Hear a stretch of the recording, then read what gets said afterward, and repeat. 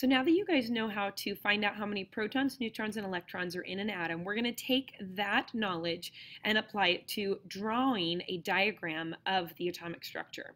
The first one we're going to start with on OP38 is helium. I'm going to take you through the first few, and then you're on your own for the rest.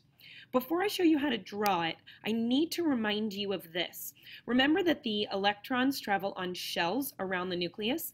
There can be up to 3 shells if there are enough electrons, and the first shell can hold up to 2 electrons. If there's more than 2 electrons, they have to go on the second layer, and the second layer can hold up to 8 electrons.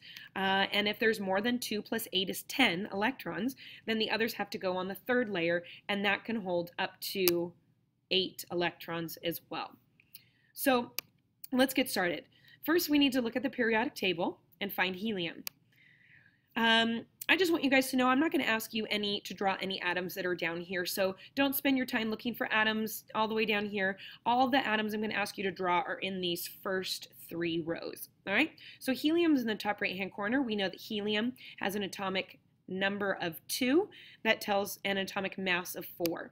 So based on that, since it has an atomic mass number, of 2, I know it has 2 protons.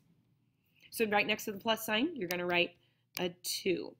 Now, if I have 2 protons, then that means that I have 2 electrons. So this is actually pretty easy. You draw a dot on the first shell for 1, 2 electrons. And it just looks just like that. Now I need to figure out how many neutrons are in the atom. Remember that the number of neutrons is atomic mass minus atomic number. 4 minus 2 is 2. So there are 2 neutrons. Write a 2 right next to the N.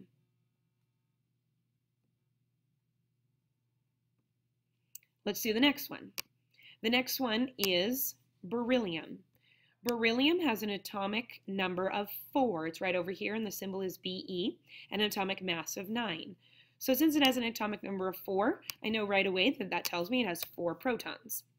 If it has 4 protons, I know it has 4 electrons. So I'm going to draw 1, 2 electrons, but now my first shell is full. So I have to draw the other electrons. 1, 2, 3, 4 goes on the second shell. And I always like to evenly space my electrons out around the shell. Now for the number of neutrons. The atomic mass is 9, and the atomic number is 4, so 9 minus 4 is 5. That means there are 5 neutrons in the nucleus of beryllium. Next one, nitrogen. Nitrogen is right here. Nitrogen has an atomic number of 7, an atomic mass of 14. So since it has an atomic number of 7, there are 7 protons in nitrogen. So here's how I would draw the electrons. 7 protons means 7 electrons. 1, 2, and that first shell is full. 3, 4, 5, 6, and 7.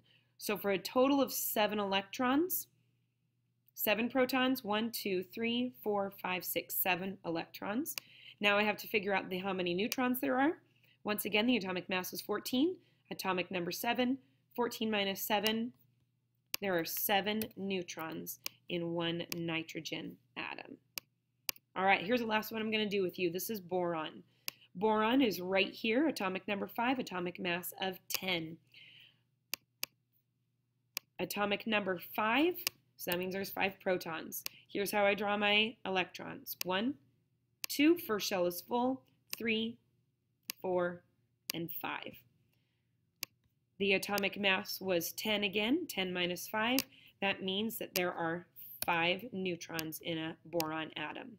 Now, you may see, or you will see, some atoms on OP38 that have 3 shells. That means that there's more than 10 electrons. So you will have some electrons where the second shell is full, and so you have to put the extra electrons on the third shell.